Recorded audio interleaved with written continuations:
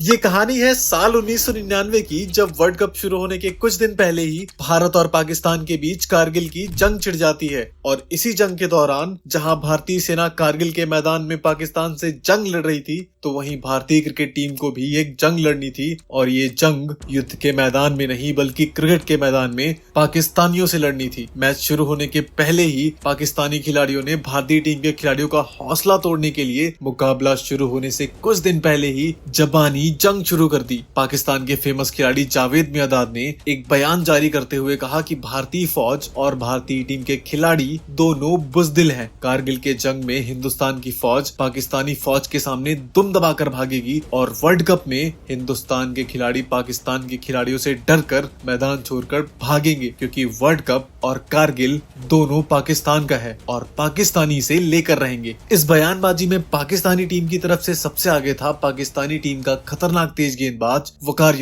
वकार यूनुस ने सचिन तेंदुलकर को खुली धमकी दी थी। वकार यूनुस ने कहा था कि 1989 में मैंने सचिन को बच्चा समझकर सिर्फ उसका मुंह और नाक फोड़ा था, लेकिन इस बार मैं अपनी जानलेवा बाउंसर से सचिन का नाक और मुंह नहीं बल्कि उसका सर फोड़कर उसे हॉस्पिटल भेज दूंगा। वहीं शोएब अख्तर ने भारतीय टीम के दादा यानी कि सौरव गांगुली को धमकी देते हुए कहा था कि मैं अपनी जानलेवा बाउंसर से गांगुली की पसलियां तोड़ दूंगा। वकार यूनुस और शोएब अख्तर के इस बयान के बाद पाकिस्तान के पार्लियामेंट से भी यही बयान आता है कि अगर हिंदुस्तान वकार यूनुस और शोएब अख्तर की जानलेवा रफ्तार के कहर से बचना चाहता है तो क्रिकेट के मैदान में भारतीय टीम पाकिस्तानी खिलाड़ियों से क्रिकेट का मुकाबला बिना खेले ही हार मानकर पीछे हट जाए। पाकिस्तानियों की इस गीदड़ भपकी के पीछे बस एक ही मकसद था कि वो किसी तरीके से वर्ल्ड कप के इस महामुकाबले में सचिन तेंदुलकर और सौरव गांगुली को डिस्टर्ब करके इस मैच से दूर कर दें, क्योंकि यही वो दो ऐसे भारतीय खिलाड़ी थे जो अकेले के दम पर पूरी पाकिस्तानी टीम को धूल चटाने की क्षमता रखते थे।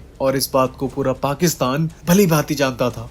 शोएब अख्तर, वकार यूनुस और पाकिस्तानी पार्लियामेंट द्वारा दिए गए भारतीय टीम के खिलाड़ियों को इस धमकी के बाद अब भारत और पाकिस्तान के बीच 8 जून 1999 को वर्ल्ड कप में खेले जाने वाला यह महामुकाबला अब क्रिकेट का मुकाबला नहीं बल्कि एक जंग का मैदान बन चुका था। भारत के बच्चे बच्चे से लेकर खेतों में काम करने वाले किसान और सरहद पर जंग लड़ने वाले सैनिक जंग के मैदान से क्रिकेट के मैदान तक पाकिस्तानियों से बदला लेने के लिए बेताब हो रहे थे। और ऐसे हालात में भारतीय टीम जहां पाकिस्तान से क्रिकेट के मैदान में जंग लड़ने की तैयारी कर रही थी, तो वहीं भारतीय टीम को इस बात की चिंता खाई जा रही थी कि अगर कहीं भारतीय टीम पाकिस्तान के हाथों वर्ल्ड कप के मुकाबले में हार गई तो करोड़ों हिंदुस्तानी भारतीय खिलाड़ियों का जीना हराम कर देंगे। और ऐसे में सबसे अधिक चिंता खाई जा रही थी सचिन तेंदुलकर और उस दौर के भारतीय टीम के कप्तान मोहम्मद अजहरुद्दीन को। अजहरुद्दीन एक ऐसे भारतीय खिलाड़ी थे जो धर्म से मुस्लिम थे और भारतीय टीम के कप्तान भी। देश में मौजूद अराजक तत्वों को अजहरुद्दीन की कप्तानी पर भरोसा नहीं था। वे चाहते थे कि पाकिस्तान के खिलाफ होने वाले मुकाबले में कोई और कप्तानी करे, क्योंकि पाकिस्तान के खिलाफ होने वाले मुकाबले में कहीं अजहरुद्दीन का मुस्लिम प्रेम ना जाग जाए। लेकिन भारतीय क्रिकेट बोर्ड को अजहरुद्दीन पर अंधा भरोसा था। भारतीय क्रिकेट बोर्ड ने मोहम्मद अजहरुद्दीन से साफ तौर पर कह दिया था कि आप वर्ल्ड कप जीतो या ना जीतो, लेकिन पाकिस्तान के खिलाफ होने वाले क्रिकेट के इस जंग में आपको हर हाल में जीत हासिल करनी होगी और वही जीत करोड़ों भारतीयों के लिए वर्ल्ड कप होगा। मोहम्मद अजहरुद्दीन ने बीसीसीआई को जवाब देते हुए कहा, सर कटा लेंगे, इंग्लैंड के मैनचेस्टर क्रिकेट ग्राउंड में दफन हो जाएंगे, लेकिन अपने देश के मान सम्मान और करोड़ों भारतीयों की उम्मीद पर दाग नहीं लगने देंगे। मुकाबला शुरू होने से पहले किसी को भी नहीं पता था कि आज इस मैदान पर कुछ ऐसा होने वाला है जिसका गवाह इतिहास होगा, जिसे लोग सदियों तक याद रखेंगे। और पूरी दुनिया उस दिन मैदान पर होने वाले भारत और पाकिस्तान के बीच महासंग्राम से पूरी तरीके से अनजान थी। लेकिन मैच शुरू होने से पहले घटती है एक ऐसी घटना जिसने करोड़ों भारतीयों को तोड़ कर रख दिया। मुकाबला शुरू होने के पहले ही खबर आती है कि भारतीय टीम के दिग्गज खिलाड़ी सौरव गांगुली की तबीयत खराब होने की वजह से वो भारत और पाकिस्तान के बीच होने वाले मुकाबले में भारतीय टीम का हिस्सा नहीं बन पाएंगे। और जैसे ही ये खबर पाकिस्तानी मीडिया और पाकिस्तान टीम में पहुंचती है कि सौरव गांगुली मुकाबला नहीं खेलेंगे, तो पाकिस्तान के हर एक न्यूज चैनल पर पाकिस्तान के पूर्व खिलाड़ी ये कहकर भारतीय टीम और सौरव गांगुली का मजाक उड़ा रहे थे कि सौरव गांगुली शोएब अख्तर की रफ्तार और जानलेवा बाउंसर से डरकर ये मुकाबला नहीं खेल रहा है। इंटरनेशनल मीडिया पर पाकिस्तानी खिलाड़ी और पाकिस्तान में पाकिस्तानी मीडिया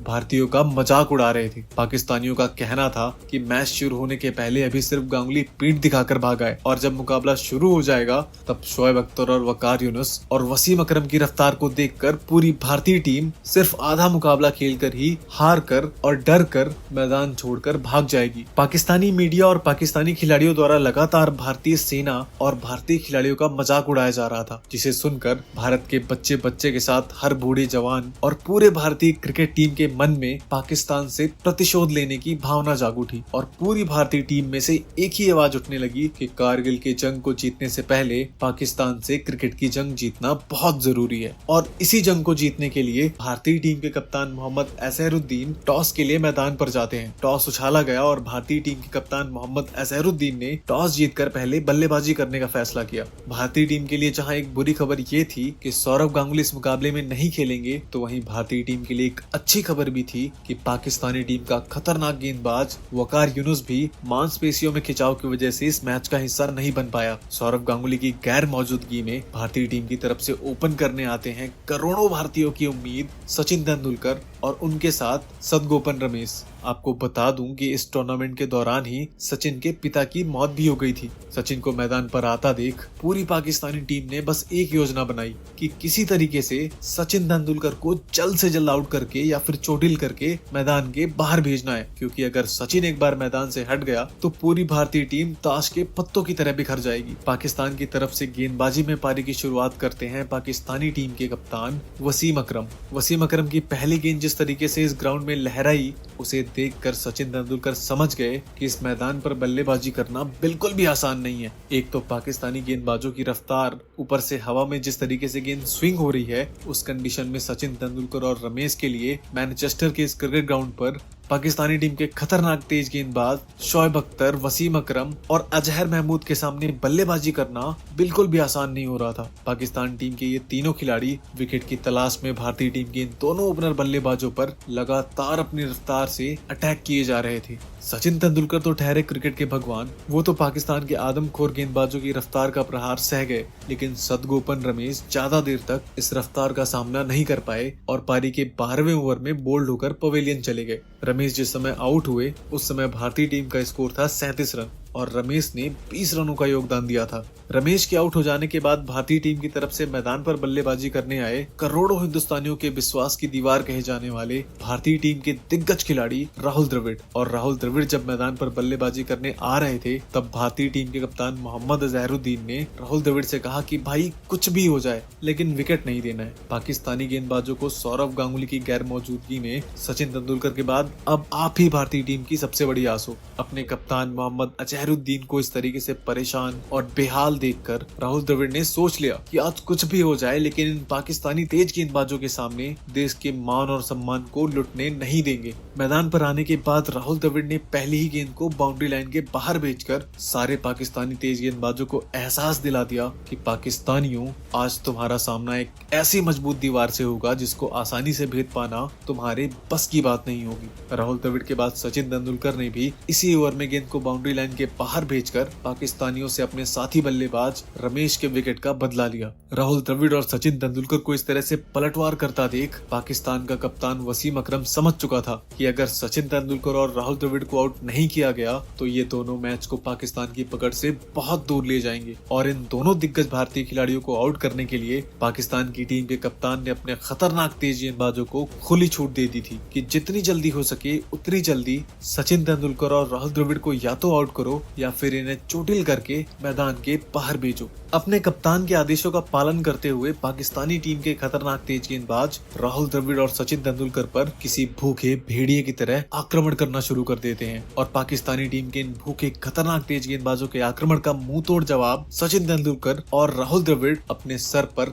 कफन बांध कर देना शुरू कर देते हैं। पाकिस्तानी गेंदबाजों के इस जानलेवा आक्रमण का जिस तरीके से सचिन तेंदुलकर और राहुल द्रविड़ जवाब दे रहे थे, उसे देखकर ऐसा लग रहा था जैसे इंग्लैंड का ये मैनचेस्टर क्रिकेट ग्राउंड अब कारगिल के जंग का मैदान बन गया हो। एक तरफ भारत और पाकिस्तान के बीच कारगिल की जंग चल रही थी, तो दूसरी तरफ इंग्लैंड के मैनचेस्टर क्रिकेट ग्राउंड में भारत और पाकिस्तान के बीच क्रिकेट के मैदान पर भी जंग चल रही थी। भारतीय क्रिकेट फैंस टीवी और रेडियो के जरिए कभी कारगिल की जंग का आंखों देखा हाल सुनते, तो कभी मैनचेस्टर क्रिकेट ग्राउंड में भारत और पाकिस्तान के बीच चल रहे क्रिकेट की जंग का आंखों देखा हाल सुनते। और देखते ही देखते एक तरफ भारतीय सेना पाकिस्तानियों के नापाक इरादों का मुंह तोड़ जवाब दे रही थी, तो वहीं दूसरी तरफ सचिन तेंदुलकर और राहुल द्रविड़ पाकिस्तानी टीम के खतरनाक तेज गेंदबाजों के आउट और चोटिल करने के नापाक इरादों का मुंह तोड़ जवाब दे रहे थे। और इसी बीच भारतीय टीम का स्कोर 100 रनों के करीब पहुंच जाता है। लेकिन तभी घटी मैनचेस्टर क्रिकेट ग्राउंड पर एक ऐसी घटना जिसने करोड़ों भारतीयों को तोड़ कर रख दिया।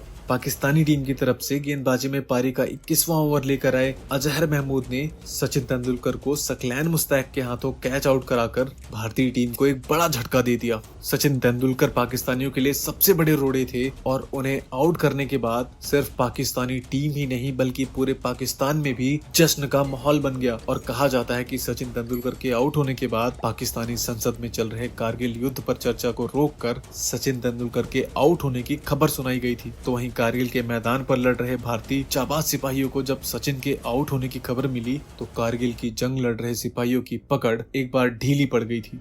पाकिस्तान की सेना के सामने सचिन के आउट हो जाने के बाद पूरा देश सदमे में था। और अब सचिन के आउट होने के बाद मैदान पर बल्लेबाजी करने आते हैं अजय जडेजा। सचिन तेंदुलकर को आउट करने के बाद जैसे पूरी पाकिस्तान टीम में एक नई जान आ गई। ऐसा लग रहा था जैसे अब शेर के मुंह में खून लग गया हो और अब पूरी तरीके से वो आदमखोर बन चुका हो। पाकिस्तानी टीम के घातक गेंदबाज भूखे आदमखोर की तरह अब दुगनी रफ्तार और दुगनी एनर्जी के साथ राहुल द्रविड़ और अजय जडेजा पर आक्रमण करने लगे। और इस आक्रमण का शिकार बने नए नए मैदान पर आए अजय जडेजा मात्र 6 रन बनाकर स्लिप में अजहर महमूद का शिकार बन जाते हैं। और वो जिस समय आउट हुए उस समय भारतीय टीम का स्कोर था 107 रन। अजय जडेजा के आउट होने के बाद भारतीय टीम की तरफ से मैदान पर बल्लेबाजी करने आए भारतीय टीम के कप्तान मोहम्मद अजहरुद्दीन और राहुल द्रविड़ भारतीय टीम की आखिरी जोड़ी थी जो पाकिस्तानी टीम के इन घातक गेंदबाजों का सामना कर सकती थी। और वो जोड़ी अब मैदान पर थी। इनमें से किसी एक का आउट हो जाने का मतलब पूरी भारतीय टीम पाकिस्तानी टीम के इन घातक गेंदबाजों के आक्रमण के सामने ताश के पत्तों की तरह बिखर जाती। और इस बात को भारतीय टीम के कप्तान मोहम्मद अजहरुद्दीन और राहुल द्रविड़ भी जानते थे। पाकिस्तानी टीम के कप्तान वसीम अकरम ने अपनी टीम के खूंखार गेंदबाजों को खुली छूट दे दी कि जहां मारना है मारो, मैं टूटते और फूटते देखना चाहता हूं। चाहे तुम लोग अजहरुद्दीन और राहुल द्रविड़ के स्टंप को तोड़ो या फिर इनके सर को, बस मुझे ये दोनों मैदान के बाहर दिखाई देने चाहिए। अपने कप्तान से मिले आदेशों के बाद फिर क्या था, क्या शोएब अख्तर, क्या अजहर महमूद और क्या अब्दुल रज्जाक और क्या खुद वसीम अकरम, ये सभी पाकिस्तानी टीम के घातक गेंदबाज राहुल द्रविड़ और मोहम्मद अजहरुद्दीन पर किसी भूखे भेड़िए की तरह टूट पड़ते हैं इन्हें आउट या फिर चोटिल करने के लिए।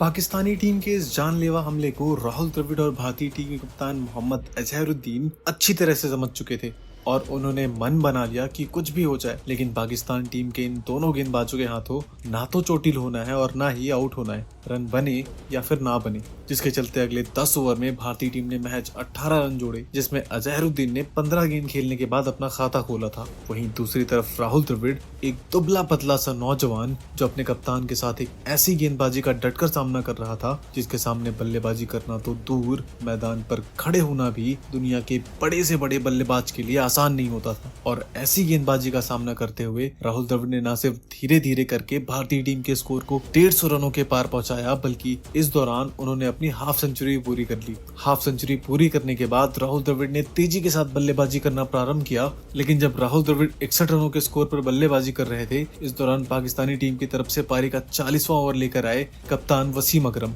और उन्होंने राहुल द्रविड़ को शाहिद अफरीदी के हाथों कैच आउट कराकर भारतीय टीम को सबसे बड़ा झटका दिया। राहुल द्रविड़ जिस समय आउट हुए उस समय भारतीय टीम का स्कोर था 154 रन। द्रविड़ को आउट करने के बाद पाकिस्तान टीम में जश्न का माहौल था। पूरा पाकिस्तान समझ रहा था कि जो टीम सचिन तेंदुलकर के आउट हो जाने के बाद पिछले 20 ओवर में महज 50 से 52 रन जोड़ पाई है, वो टीम भला 10 ओवर में और कितना रन बना पाएगी। ज्यादा से ज्यादा 30 रन या 40 रन। भारतीय पारी 180 या 190 रनों से ज्यादा नहीं बना पाएगी। लेकिन पाकिस्तानियों की सोच पर पलटवार क्या, राहुल द्रविड़ के आउट हो जाने के बाद मैदान पर बल्लेबाजी करने आए रॉबिन सिंह ने और पाकिस्तानी टीम की तरफ से पारी का 42वां ओवर लेकर आए सकलैन मुश्ताक के ओवर में कदमों का इस्तेमाल करके 115 मीटर का गगनचुंबी छक्का लगाकर रॉबिन सिंह ने पाकिस्तानियों को एहसास दिला दिया कि पिक्चर अभी खत्म नहीं हुई है, पिक्चर अभी बाकी है मेरे दोस्त। रॉबिन सिंह को छक्का लगाते देख भारतीय टीम के कप्तान मोहम्मद अजहरुद्दीन, जो 27 गेंदों पर महज 4 रन बनाकर बल्लेबाजी कर रहे थे, उन्होंने भी अब अपने सर पर कफन बांधकर पाकिस्तानी टीम के घातक गेंदबाजों के ऊपर आक्रमण करना प्रारंभ कर दिया। अजहरुद्दीन और रॉबिन सिंह, खास करके अजहरुद्दीन ने आखिरी के ओवर में विस्फोटक बल्लेबाजी करते हुए पाकिस्तानी टीम के गेंदबाजों की रफ्तार का प्रतिकार करना शुरू कर दिया।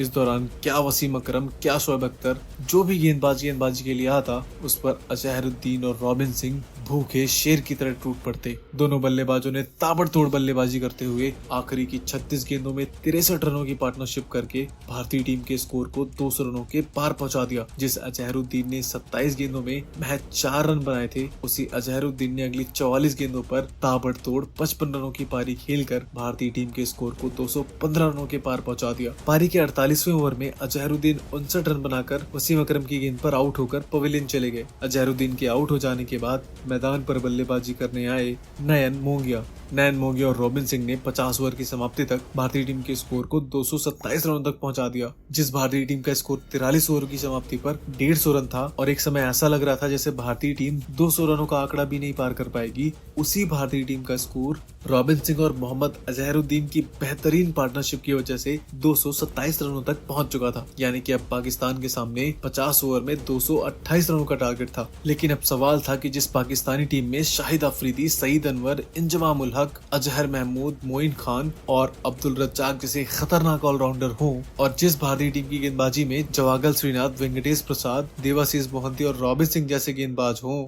उस टीम के गेंदबाज भला पाकिस्तानी टीम के विस्फोटक बल्लेबाजों के सामने 227 रनों का टारगेट कितनी देर तक बचा पाएंगे। भारतीय टीम के 227 रनों के स्कोर को देखकर पूरे देश में मातम छा गया। चारों तरफ से भारतीय टीम के खिलाड़ियों को गाली दी जा रही थी। कोई कह रहा था कि इन खिलाड़ियों के हाथों से बैट छीनकर उनके हाथों में बंदूक थमा दें, इन्हें बॉर्डर पर भेज दो, क्रिकेट खेलना इनके बस की नहीं है। और कोई तो कह रहा था कि ये मैच पूरी तरह से फिक्स है। उधर भारतीयों से मिले 227 रनों के स्कोर को देखकर पाकिस्तानी क्रिकेट टीम और पाकिस्तानी क्रिकेट फैंस पूरे स्टेडियम में बस एक ही नारा लगा रहे थे कि ये मैच और कारगिल की जंग दोनों पाकिस्तान के हैं और पाकिस्तान इसे लेकर रहेगा। और ऐसी ही सोच के साथ पाकिस्तानी टीम की तरफ से 228 रनों के टारगेट को चेस करने के लिए शाहिद अफरीदी और सईद अनवर मैदान पर आते हैं। तो वहीं भारतीय टीम की तरफ से पारी का पहला ओवर लेकर आए वेंकटेश प्रसाद, और वेंकटेश प्रसाद की पहली और दूसरी गेंद पर सईद अनवर ने लगातार 2 खूबसूरत चौके लगाकर पाकिस्तान को बेहतरीन शुरुआत दिलाई। भारतीय टीम का पहला ओवर और पहली 2 गेंदों पर सईद अनवर ने जिस तरीके से 2 चौके लगाए, उसको देखकर अब तो पूरी दुनिया समझ चुकी थी ये मुकाबला पाकिस्तान आसानी से जीत जाएगा। सईद अनवर और शाहिद अफरीदी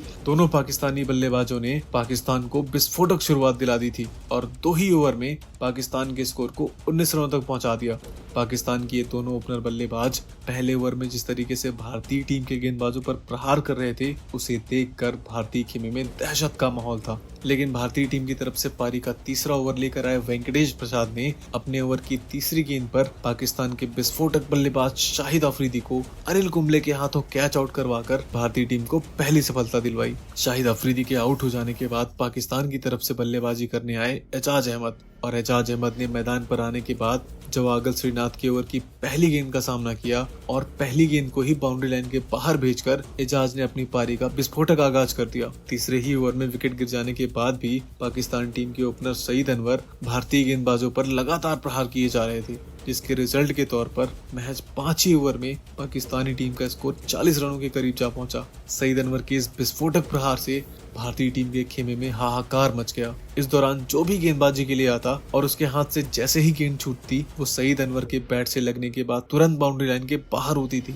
सईद अनवर के इस भीषण प्रहार से भारतीय खेमे में मायूसी छा गई थी।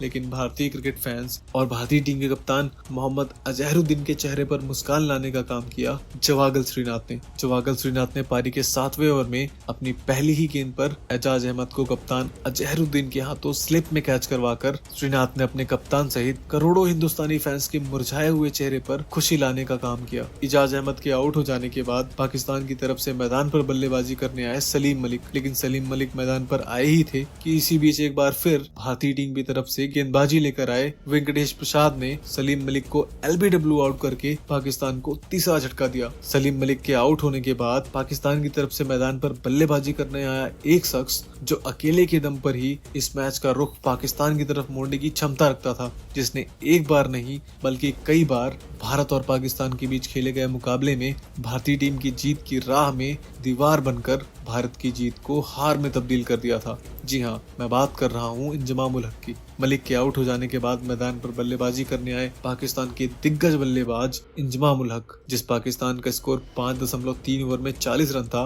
अब उसी पाकिस्तान का स्कोर 52 रन तक पहुंचते पहुंचते 3 बड़े खिलाड़ी आउट होकर पवेलियन जा चुके थे।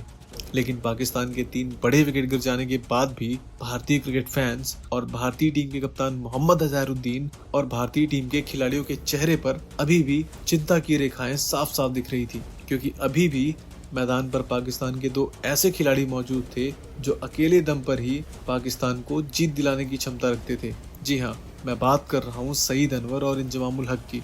भारतीय टीम के कप्तान मोहम्मद अजहरुद्दीन और भारतीय टीम के खिलाड़ी इस बात को भली भांति जानते थे कि अगर भारत को मुकाबला जीतना है तो किसी भी कीमत पर जल्द से जल्द सईद अनवर और इंजमाम उल हक को पवेलियन का रास्ता दिखाना होगा। पाकिस्तान के लगातार 3 विकेट गिर जाने के बाद भी सईद अनवर भारतीय टीम के गेंदबाजों पर किसी भूखे शेर की तरह अटैक कर रहे थे।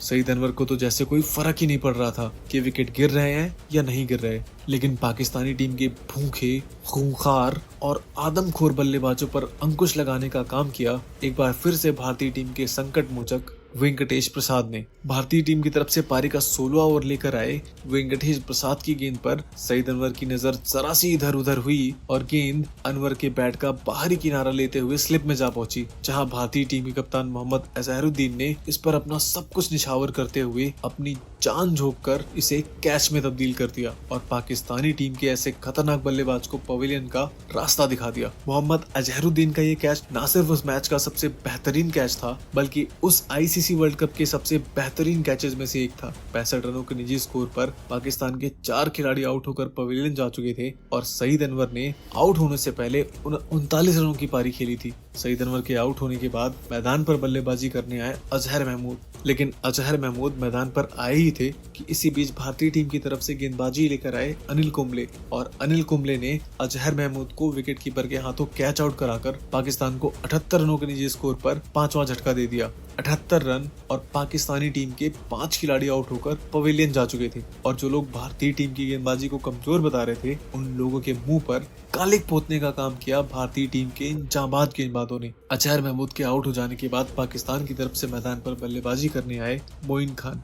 महज 78 रन पर 5 पाकिस्तानी खिलाड़ियों को आउट करने के बाद भारतीय खेमा जश्न मना रहा था, लेकिन कहीं मत जाइएगा दोस्तों, पिक्चर अभी बाकी है। पाकिस्तानी टीम की तरफ से अभी भी एक ऐसा बल्लेबाज मैदान पर मौजूद था जिसे पाकिस्तान की दीवार कहा जाता था। जी हाँ, जिसका नाम था इंजमाम उल हक, और वही किया इंजमाम उल हक ने। मैदान पर बल्लेबाजी करने आए मोइन खान के साथ मिलकर इंजमाम ने भारतीय टीम की खतरनाक गेंदबाजी का सामना सीना तान के किया। इस दौरान इंजमाम उल हक ने एक तरफ से विकेट को तो संभाल के रखा, तो वहीं दूसरी छोर पर मोइन खान ने ताबड़तोड़ अंदाज में भारतीय गेंदबाजों पर आक्रमण करना शुरू कर दिया। इंजमाम उल हक की धैर्य भरी पारी और मोइन खान की विस्फोटक बल्लेबाजी अब भारतीय गेंदबाजों पर भारी पड़ने लगी थी। जहां मैच 78 रनों पर 5 विकेट गिर जाने के बाद भारतीय खेमा जश्न मना रहा था, लेकिन अब वही जश्न मातम में बदल गया। पाकिस्तानी टीम के इन दोनों बल्लेबाजों ने जबरदस्त बल्लेबाजी करते हुए 50 रनों की साझेदारी करके पाकिस्तान के स्कोर को 124 रनों तक पहुंचा दिया। अब यहां से पाकिस्तान को जीतने के लिए 103 रनों की जरूरत थी और अभी भी पाकिस्तान के 5 विकेट बचे हुए थे। इंजमाम उल हक और मोइन खान की बल्लेबाजी को देखकर ऐसा लगने लगा था कि पाकिस्तान ये मुकाबला आसानी से जीत जाएगी। क्रिकेट का रोमांच पूरी तरीके से अपने चरम पर था जब ये मुकाबला खेला जा रहा था। उस दौरान भारत और पाकिस्तान दोनों देशों में जहां बॉर्डर पर कारगिल की जंग चल रही थी, लोग उस जंग को भूल चुके थे और हर कोई इस मैच के बारे में बात कर रहा था। लोग टीवी और रेडियो के जरिए इस मैच के रोमांच को देख रहे थे और सुन रहे थे। और ऐसा भी कहा जाता है कि जब इंजमाम उल हक और मोइन खान क्रीज पर जम चुके थे और ऐसा लग रहा था कि मुकाबला पाकिस्तान की तरफ चला जाएगा, तो कुछ घंटे के लिए बॉर्डर पर कारगिल की जंग भी बंद हो गई थी। दोनों देशों के सैनिक जंग को रोककर भारत और पाकिस्तान के बीच क्रिकेट के मैदान पर हो रही जंग को देख और सुन रहे थे। भारत की गलियां, सड़कें और बाजार वीरान पड़ चुके थे। क्रिकेट का रोमांच हर किसी के सर पर तांडव कर रहा था। इंजमाम उल हक और मोइन खान की बल्लेबाजी से भारतीय टीम और संपूर्ण भारत में मायूसी का आलम छा चुका था, लेकिन इन मुरझाए हुए चेहरों पर मुस्कान लाने का काम किया एक बार फिर से भारतीय टीम के संकट मोचन गेंदबाज वेंकटेश प्रसाद ने भारतीय टीम की तरफ से पारी के 35वें ओवर की पहली गेंद पर खतरनाक दिख रहे मोइन खान को सचिन तेंदुलकर के हाथों कैच आउट करके पाकिस्तान को 124 रनों के निजी स्कोर पर छठा झटका देकर 80 करोड़ भारतीयों के मुरझाए हुए चेहरों पर मुस्कान बिखेरने का काम किया। मोइन खान के आउट हो जाने के बाद पाकिस्तान की तरफ से मैदान पर बल्लेबाजी करने आए अब्दुल रजाक एक ऐसा पाकिस्तानी खिलाड़ी था जो अकेले दम पर ही इस मैच का रुख किसी भी तरफ बदलने की क्षमता रखता था। और मैदान पर आने के बाद अब्दुल रजाक ने जिस तरीके से बल्लेबाजी करना शुरू किया, उसे देखकर भारतीय टीम के खिलाड़ी और उनके खिले हुए चेहरे एक बार फिर से मुरझाने लगे। इसी बीच एक बार फिर से भारतीय टीम की तरफ से पारी का 40वां ओवर लेकर आए जवागल श्रीनाथ ने अब्दुल रजाक को बोल्ड करके भारतीय टीम को एक और बड़ी सफलता दिलवा दी। अब्दुल रजाक जिस समय आउट हुए उस समय पाकिस्तान का स्कोर 146 रन था। अब्दुल रजाक के आउट हो जाने के बाद मैदान पर पाकिस्तान की तरफ से बल्लेबाजी करने आए पाकिस्तान के कप्तान वसीम अकरम। रजाक के आउट हो जाने के बाद भारतीय टीम के सभी खिलाड़ी जश्न मना रहे थे, लेकिन भारतीय टीम के कप्तान मोहम्मद अजहरुद्दीन के चेहरे पर अभी भी चिंताओं की रेखा स्पष्ट दिख रही थी, क्योंकि पाकिस्तानी टीम की तरफ से अभी भी एक ऐसा बल्लेबाज मैदान पर मौजूद था जो पूरी तरीके से अपना खूंटा मैदान पर ठोक चुका था, जिसका नाम था इंजमाम उल हक। और भारतीय टीम को ये मुकाबला जीतना था तो किसी भी कीमत पर इंजमाम को आउट करना बहुत जरूरी था। लेकिन इंजमाम उल हक जो किसी भी कीमत पर भारतीय टीम के खतरनाक गेंदबाजों के हाथ नहीं आ रहा था, वो लगातार एक छोर से पाकिस्तानी टीम के विकेट को बचाने के साथ साथ रन भी बनाए जा रहा था। और पाकिस्तान के कप्तान वसीम अकरम के मैदान पर आने के बाद इंजमाम उल हक ने अकरम के साथ मिलकर 35 रनों की पार्टनरशिप करके पाकिस्तान के स्कोर को 180 रनों के करीब पहुंचा दिया। यानी पाकिस्तान को यहाँ से जीतने के लिए मैच 47 रनों की जरूरत थी और इंजमाम उल हक पूरी तरीके से लय में थे। लेकिन इसी बीच भारतीय टीम की तरफ से एक बार फिर से पारी का 43वां ओवर लेकर आए वेंकटेश प्रसाद। जी हाँ, वही वेंकटेश प्रसाद जो इस मैच में भारतीय टीम के संकट मोचन और करोड़ों भारतीयों की उम्मीद बन चुके थे। वेंकटेश प्रसाद ने अपने इस ओवर की पहली ही गेंद पर इंजमाम उल हक को LBW आउट करके भारतीय टीम की जीत की राह के सबसे बड़े रोड़े को पवेलियन का रास्ता दिखाकर करोड़ों भारतीयों के चेहरों पर मुस्कान ला दी। इंजमाम उल हक के आउट होने के बाद पाकिस्तान की तरफ से मैदान पर बल्लेबाजी करने आए सकलैन मुश्ताक, लेकिन भारतीय टीम की तरफ से पारी का 45वां ओवर लेकर आए अनिल कुंबले ने सकलैन मुश्ताक को खाता खोलने तक का मौका नहीं दिया और LBW आउट करके पवेलियन का रास्ता दिखा दिया। सकलैन मुश्ताक के आउट हो जाने के बाद मैदान पर बल्लेबाजी करने आया शोएब अख्तर। पाकिस्तान की आखिरी जोड़ी मैदान पर थी और भारतीय टीम को अब यहाँ से जीत के लिए एक विकेट की जरूरत थी और पाकिस्तान को ये मुकाबला जीतने के लिए 47 रनों की जरूरत थी। शोएब अख्तर और वसीम अकरम ये वही खिलाड़ी थे जो मुकाबला शुरू होने से पहले बड़ी बड़ी बातें कर रहे थे, जिनका कहना था कि भारतीय फौज और भारतीय खिलाड़ी दोनों बुजदिल हैं। शोएब अख्तर जिसने मुकाबला शुरू होने से पहले सौरव गांगुली की पसलियां तोड़ने की धमकी दी थी और उनकी धमकियों का बदला लेते हुए भारतीय टीम के खतरनाक गेंदबाजों ने पूरी पाकिस्तान को उनकी औकात याद दिलाकर एहसास दिला दिया कि बेटा बाप तो बाप होता है। पाकिस्तान का स्कोर 180 रन था और यहाँ से पाकिस्तान को अभी भी मुकाबला जीतने के लिए 47 रनों की जरूरत थी और भारतीय टीम को मुकाबला जीतने के लिए एक विकेट की जरूरत थी। भारतीय टीम की तरफ से पारी का 46वां ओवर लेकर आए वेंकटेश प्रसाद और वेंकटेश की तीसरी गेंद को वसीम अकरम बाउंड्री लाइन के बाहर भेजना चाहता था, लेकिन गेंद बैट का बाहरी किनारा लेते हुए अनिल कुंबले के हाथों में जा समाई और एक क्षण के लिए मैनचेस्टर का ये ग्राउंड शांत हो गया। और उसके बाद फिर भारत माता की जय के साथ मैनचेस्टर क्रिकेट ग्राउंड पर एक ऐसा शोर उठा जिसने पाकिस्तानियों के कान के पर्दे फाड़ दिए और ये जयकारा इतना भीषण था कि पाकिस्तानी दर्शक और पाकिस्तानी खिलाड़ियों में भगदड़ सी मच गई। चारों तरफ से एक ही नारा गूंजने लगा, भारत माता की जय, भारत माता की जय। मैनचेस्टर क्रिकेट ग्राउंड से उठा भारत माता की जय का यह नारा धीरे धीरे पूरे भारत के कोने से होते हुए कारगिल के मैदान तक जा पहुंचा और भारत के जाबाज शेरों को जब ये मालूम चला कि भारतीय टीम ने पाकिस्तानियों के खिलाफ क्रिकेट की जंग जीत ली है, तो हिंदुस्तानी फौज के जाबाज सैनिकों ने भी भारत माता की जय के नारे के साथ पाकिस्तानी फौज पर दुगनी एनर्जी के साथ अटैक करना शुरू कर दिया, जिसे देखकर पाकिस्तानी सैनिक समझ चुके थे कि पाकिस्तान क्रिकेट का मैच भारत से हार चुका है। दोस्तों, जब भारत और पाकिस्तान के बीच खेले गए मुकाबले में भारतीय टीम महज 227 रन ही बना पाई थी, उस समय भारतीय क्रिकेट फैंस ही भारतीय टीम के खिलाड़ियों को गाली दे रहे थे। लेकिन जिस तरीके से भारतीय टीम के बेहतरीन गेंदबाज वेंकटेश प्रसाद ने 5 पाकिस्तानी खिलाड़ियों को आउट करके और जवागल श्रीनाथ ने 3, तो वहीं अनिल कुंबले ने 2 खिलाड़ियों को आउट करके भारतीय टीम को इस मुकाबले में एक ऐतिहासिक जीत दिलाई, उस पर आप इन भारतीय टीम के जाबाज गेंदबाजों को 10 में से कितने नंबर देना चाहोगे? कमेंट करके जरूर बताना। उम्मीद है आपको वीडियो पसंद आया होगा। अगर पसंद आया हो तो वीडियो को लाइक करके चैनल को सब्सक्राइब जरूर कर लेना। बहुत ही अच्छी वीडियोस आने वाली हैं। मिलते हैं अगली वीडियो में।